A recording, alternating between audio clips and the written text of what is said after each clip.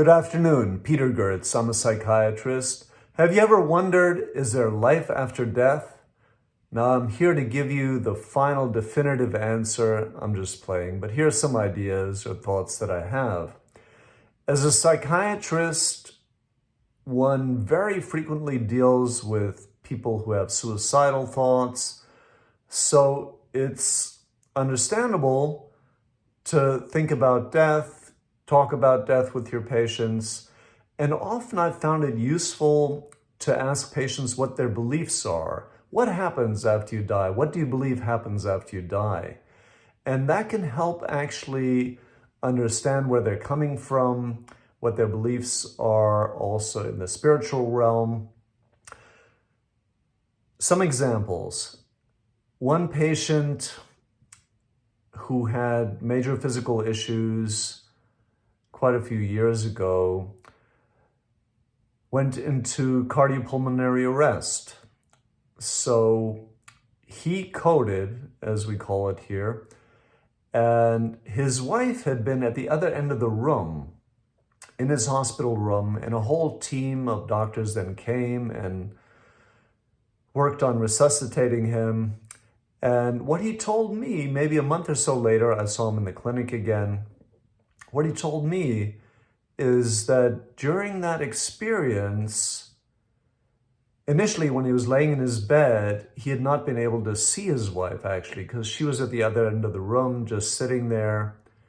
But then during that experience of everyone rushing in and working on resuscitating him, he felt like he was up at the ceiling and looking down on the room, looking at the people trying to resuscitate his body, and also seeing his wife at the other end of the room. So that was an interesting thing for me to hear. This was not a patient who was psychotic. Another patient told me also many years ago that his deceased wife, I think she'd been recently deceased, came and had sex with him the previous night.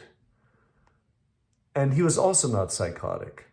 So as a psychiatrist, you're going to hear things like that, at least at times.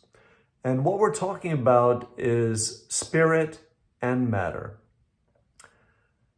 Let's talk about matter.